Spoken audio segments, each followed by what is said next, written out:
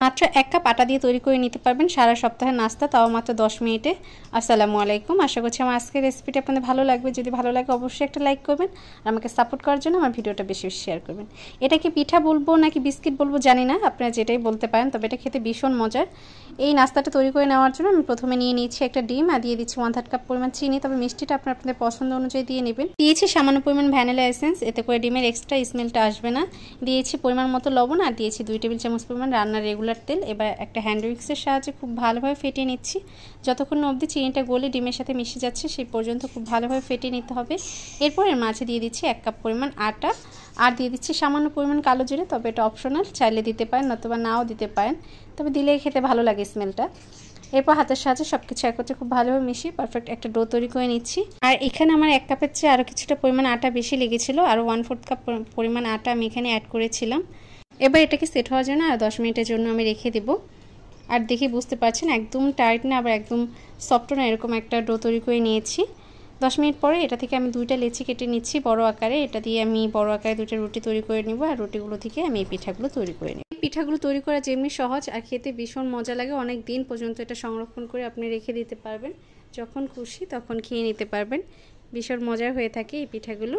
রুটি তৈরি করে নেওয়ার জন্য আমি একটা লেচি নিয়ে নিয়েছি, এবার হাতের সাহায্যে ঘুরিয়ে গোলাকার করে তারপর রুটিটা তৈরি করে নিচ্ছি। আর রুটিটা খুব বেশি মোটাও না পাতলাও না, এরকম করে তৈরি করে নিতে হবে। দেখেই বুঝতে পারছেন রুটিটা আমি কিভাবে তৈরি করে নিয়েছি। এবার একটা পানির বোতলে ঢাকনার সাহায্যে আমি এই পিঠাগুলো তৈরি করে নিব। খুবই সহজ এটা তৈরি করে নিতে, দেখেই বুঝতে পারবেন এটা কতটা সুন্দরভাবে তৈরি করে নেওয়া যায়, একদম ইজিভাবে। খুব সুন্দর একটা ডিজাইনের হয়ে থাকে, কত সহজ এটা তৈরি করে না। বাসায় একবার হলো ট্রাই করবেন আর আমাকে কমেন্ট বক্সে জানাবেন আপনাদের পিঠাগুলো কেমন হলো। খুবই সহজভাবে আমি সমস্ত পিঠাগুলো তৈরি করে নিব। পিঠাগুলো তৈরি করে নেওয়ার সময় বোতলের ঢাকনা একটু তেল মাখিয়ে নেবেন, এতে করে খুব সহজেই বাইরে বেরিয়ে আসবে। সবগুলো পিঠা যখন তৈরি করে নেওয়া হয়ে যাবে সেই পর্যায়ে ভেজে নেওয়ার পালা। এর জন্য চুলায় একটি প্যান বসিয়ে তাতে পর্যাপ্ত পরিমাণে তেল দিয়ে তেলটা যখন গরম হয়ে এসেছে সেই পর্যায়ে এক এক করে পিঠাগুলো এর মাঝে ছেড়ে দিচ্ছি। মিডিয়াম আঁচে রেখে উল্টে পাল্টে সময় নিয়ে পিঠাগুলো ভেজে নেব।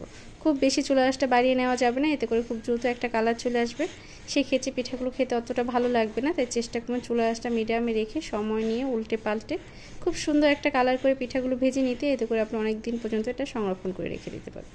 যখন ঠিক এরকম একটা কালার চলে আসবে সেই পর্যায়ে তেল ছড়িয়ে তুলে নিচ্ছি। আর দ্বিতীয় বেসটাকেও আমি এই একইভাবে ভেজে নেব। মাত্র 1 কাপ আটা আর একটা ডিম দিয়ে আপনি অনেকগুলো পিঠা তৈরি করে নিতে পারবেন। আর দেখেন পিঠাগুলো ভেজে নেওয়ার পর কতটা সুন্দর দেখাচ্ছে। এবার এগুলোকে আমি সংরক্ষণ করে রেখে দেবো একটা কাচের বয়ামে ভরে, এতে করে আপনি অনেক দিন পর্যন্ত এটা সংরক্ষণ করে রেখে খেতে পারবেন। আশা করছি আমার আজকের রেসিপিটা আপনাদের ভালো লেগেছে। যদি ভালো লাগে অবশ্যই লাইক কমেন্ট শেয়ার করবেন। যারা আমার ফেসবুক পেজ থেকে দেখছেন তারা পেজটি ফলো করবেন, আর যারা আমার ইউটিউব চ্যানেল থেকে দেখছেন তারা চ্যানেলটি সাবস্ক্রাইব করবেন। আল্লাহ হাফেজ।